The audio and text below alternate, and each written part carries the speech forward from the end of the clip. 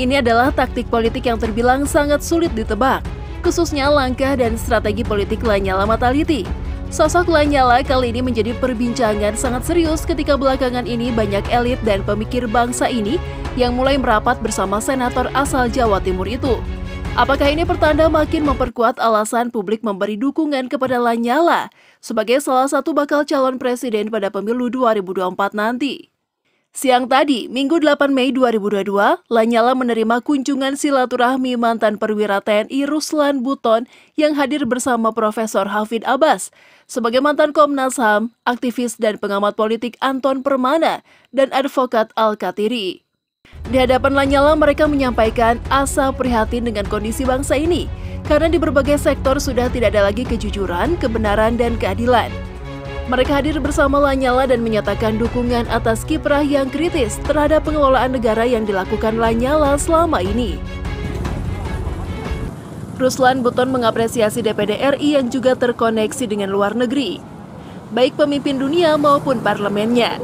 Meskipun demikian, Lanyala menyampaikan istiqomah dan amanah menjalankan tugas dan fungsinya sebagai Ketua DPD RI. Ia berkali-kali tegaskan dirinya bukan oposisi, kecuali menjalankan konstitusi karena saat disumpah sebagai anggota DPD RI, ia ditugaskan menerima aspirasi dan mengawasi pemerintah. DPD RI adalah sebagai speaker agar pemerintah menjalankan fungsinya dengan baik.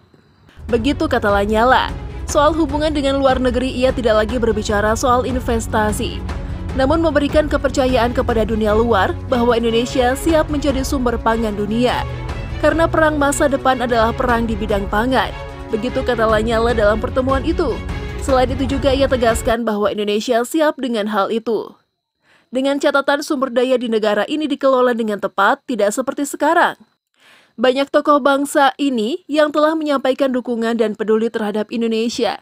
Setelah melihat cara Lanyala sebagai pimpinan lembaga parlemen ikut memberi kontribusi, pemikiran yang kritis terhadap pemerintah, misalkan saja Rizal Ramli, yang ikut memberi pikiran terhadap langkah Lanyala.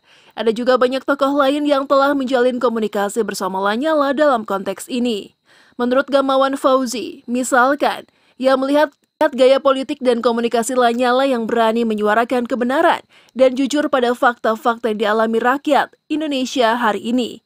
Itulah yang membuat mengapa sosok mantan Mendagri era SBY itu mengatakan Lanyala telah menciptakan iklim demokrasi yang berbeda pada tahun politik kali ini. Saat ini, meskipun Lanyala belum terlihat secara jelas berada di salah satu partai, tetapi arus pergerakannya yang lebih cenderung ke bawah bersama rakyat, banyak kalangan menilai taktik politik ini sebagai sumber potensi politik yang harus difikirkan baik-baik. Sebab proses demokrasi menghadirkan pemimpin yang baik. Lanyala telah melakukan itu dengan menjalin komunikasi politik dengan rakyat sebagai pemegang kedaulatan.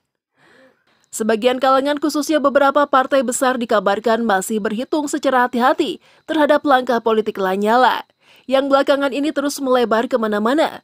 Sementara Lanyala sendiri lebih memilih untuk hadir bersama-sama dengan rakyat dan memberi pandangan bagaimana Indonesia ini lebih baik ke depannya.